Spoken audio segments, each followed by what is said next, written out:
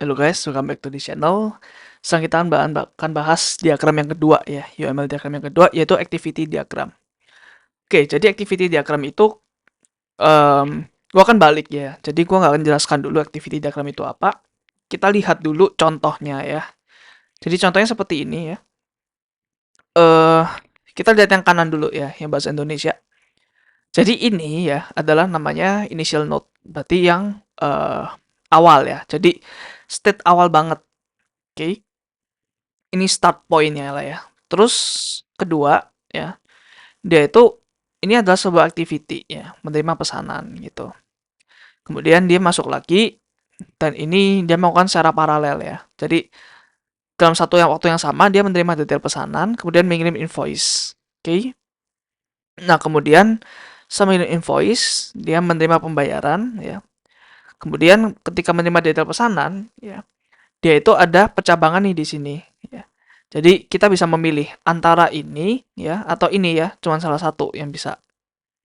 Nah, setelah itu eh ini panahnya ke bawah.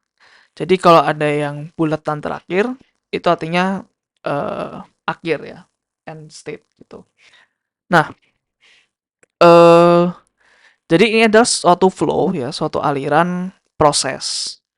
Ya, jadi activity diagram itu adalah suatu aliran proses. Jadi dari awal ya, dia ngapain dulu dan sampai akhir ya.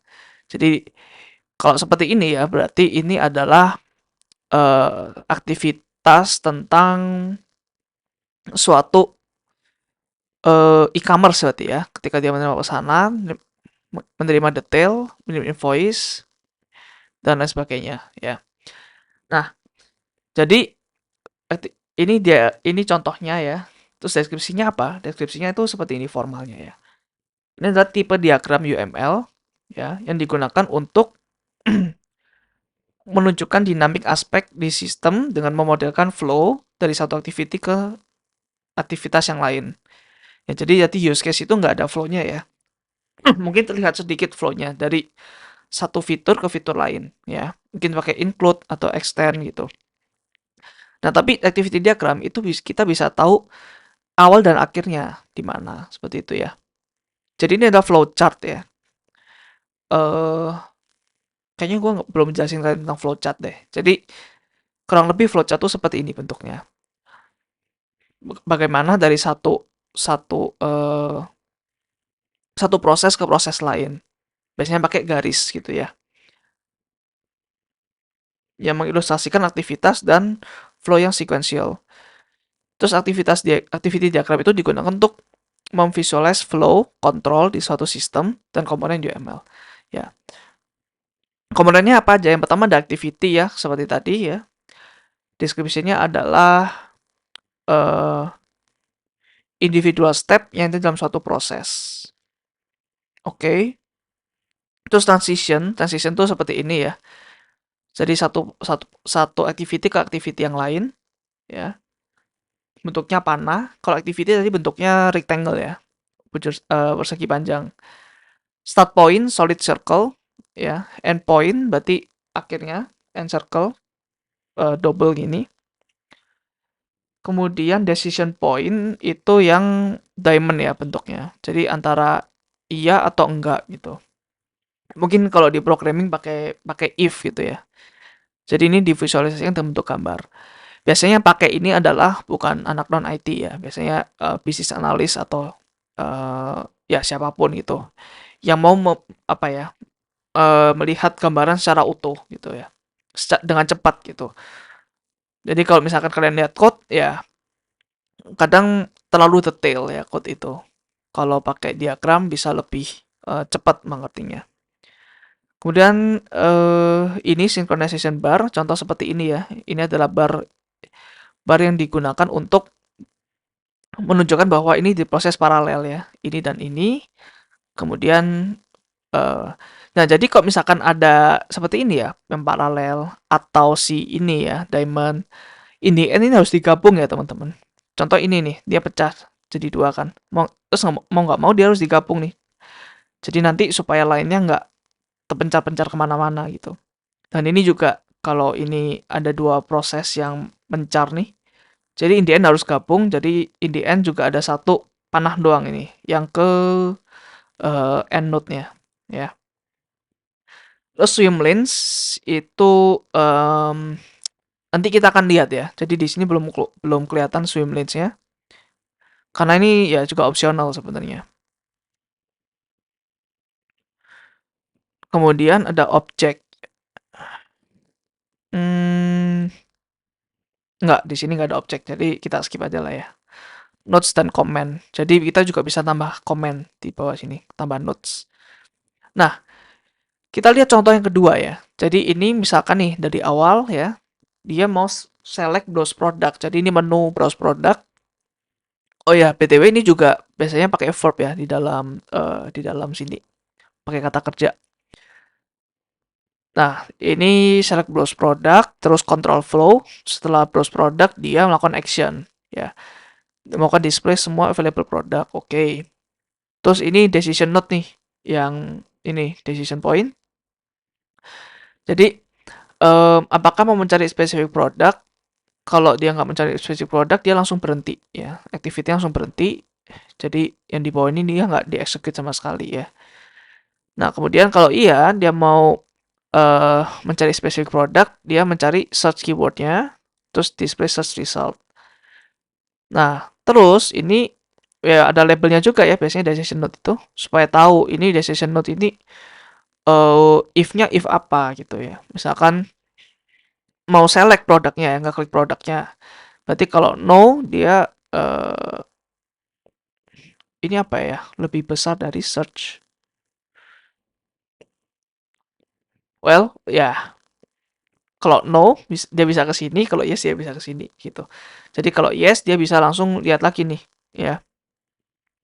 View product details, add product to cart, display cart. Ini kayaknya sih lebih ke mungkin mau mencari ke search bar-nya lagi deh ya. Seperti itu. Ya, ya, kira-kira kayak gitulah ya. Kalau dipikir secara logika ya. Nah, kalau dia select produk tadi ya ke kanan, sorry ke kiri, yes, add product detail, mungkin mau nambahkan produk ke cart, display cart. Nah, kalau mau continue shopping ya, dia bisa langsung kalau yes ke sini ya. Tapi kalau no, udah nggak mau continue shopping ya udah dia berakhir. Nah, tapi jangan lupa ya kalau ada dua panah kayak gini yang menggantung harus digabung ya, ada merge node-nya. Jadi decision node, ini merge node-nya. Jadi digabung supaya terakhir dia berhenti gitu. Nah, ini dua contoh activity diagram. Terus gue belum menjelaskan tentang swim lanes. Jadi swim lanes itu seperti ini ya. Ini satu activity diagram lagi. Nah, ini namanya adalah verify student documents. Nah, jadi di sini ada student, ada sistem, ada program koordinator. Jadi ini ada swim lane ya, teman-teman. Satu sistem ini ya, ini namanya swim lane. Ya. Ini juga swim lane ya. Jadi ini per aktor ya, per aktor yang ada di use case. Jadi ini terkait sama use case ya, teman-teman ya. Jadi untuk sebenarnya untuk menggambar satu flowchart seperti ini ya, suatu activity diagram, itu kita mengambil ke satu use case ini ya. Jadi misalkan nih use case si pemesanan ya, eh, membayar pemesanan gitu ya, harus verb sih, membayar pemesanan. Jadi ini satu activity diagram sendiri ya, satu ini sendiri gitu. Kemudian ini juga satu activity diagram sendiri dan lain sebagainya ya.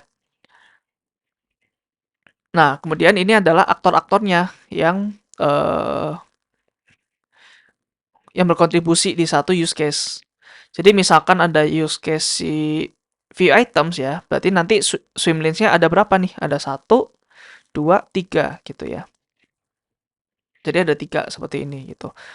Nah, ini berbagai macam aktor. Jadi ketika student ya, siswa ya, dia login. Kalau valid username, oke, dia ke sistem. Menunjukkan student dashboard, upload dokumen, dan lain sebagainya. Terus ini bukan koordinator. Ini ya manusia juga. Kalau sistem ini bukan manusia nih. Dia show uploaded, view dokumen, terus verify student dokumen, view status. Nah, view status, store ini ya dia by system. Oke, kalau enggak dia ngapain, terus dan lain sebagainya. Ya, kurang lebih sama ya kayak ini, tapi lebih kayak lebih jelas aja aktornya siapa ini. Seperti itu. Nah, kalau kayak gini gimana nih? Misalkan login cuman ada di satu user doang. Ya sebenarnya nggak perlu swim lane nggak apa-apa ya. Jadi itu opsional. Tapi kalau misalkan ada banyak aktor ya berarti wajib ya ada swim lane-nya biar kelihatan aja aktor siapa yang melakukan apa gitu. Jadi ini ya startnya karena solid, terus ini karena double, ini end state-nya. Terus ya berarti ini decision node-nya. Nah ini sebenarnya kurang ya teman-teman ya. Jadi ketika dia request invalid name dan password validator, dia gantung nih. Ini harusnya nggak boleh menggantung ya. Jadi kalau misalkan ini udah selesai ya, dia masuk ke sini nih, udah end gitu. Tapi sebelum end harus ada ininya dulu ya, harus ada merge node-nya dulu. Jadi nanti yang ini salah nih ya. Ini harusnya ke sini dulu, baru end. Seperti itu ya. Karena di sini ada decision node ya, ini juga harus ada merge node-nya juga. Oke, itu untuk activity diagram. Jadi sekali lagi ya, latihan lagi eh, harus sering-sering latihan ya kalau UML ini. Karena ya percuma ya gue jelasin sampai berpusat ya kalian mungkin kurang apa ya kurang bisa memahami kalau nggak bisa membuat sendiri ya. Jadi advice gue juga tetap sama ya kayak use case diagram kemarin, mungkin cari-cari suatu sistem ya terus bikin sendiri gitu. Bikin activity diagram sendiri, nggak ada yang salah nggak ada yang benar ya. Jadi UML itu enaknya seperti itu ya, semuanya ya kinda subjektif ya. Jadi nggak ada bisa yang menentukan benar atau salah. Ya, yang penting konsisten dengan sistem kalian yang kalian buat ya. Terus ini contoh skripsi ya.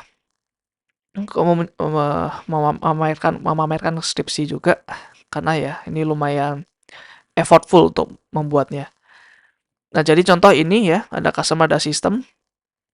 Misalkan dia mau register nih, ya. Jadi ke slash login page, dia menghandle login route nih nanti kita akan belajar banyak ya. Maksudnya route nih apa? Mungkin di modul web teknologi ya. Terus ya ini klik button sign up, terus sistemnya ngapain ya. Terus kita ngefill ngisi formnya. Terus kita di sini klik sign up button ya. Jadi kalian kebayang lah ya prosesnya seperti apa ketika kalian mau register ke suatu sistem gitu. Terus dia ngecek nih formnya valid atau enggak. Kalau enggak valid, dia kasih error message ya. Kalau valid, nah dia melakukan dual sekaligus ya. Jadi ngirim OTP ya, misalkan ke email atau ke HP lah ya, boleh. Nah, di satu hal dia juga memberikan satu form masukin OTP-nya. Nah, jadi ini dua proses yang paralel gitu ya, tidak saling bergantungan gitu. Jadi ini bergantung ya, satu activity bergantung ke activity yang atas. Jadi ini dia dapat get OTP value, ngisi OTP value-nya, ngecek apakah valid, kalau nggak valid send error message, kalau valid segini ya, dan seterusnya ya. Ini merge node-nya. Jadi merge node-nya ini bisa 3 ya. Ini kan karena ada 2 nih di atas ya. Ada 1 sama 1 di sini. Jadi semuanya kayak gitu. Jadi semuanya gabung jadi 1 ya. Nah, ini untuk masing-masing ini ya, masing-masing use case ya. Ini use case register, use case login, forgot password, logout, edit user. Ini sampai banyak ya. Ada 20 kali nih ya bikin activity diagram. Ya, memang agak repot, tapi kita lebih bisa enak gitu lihatnya. Nggak perlu lihat codingan lagi ya. Karena ya codingan terlalu detail ya. So, itu aja teman-teman untuk activity diagram. Thank you udah nonton sampai akhir. See you next video ya. Bye.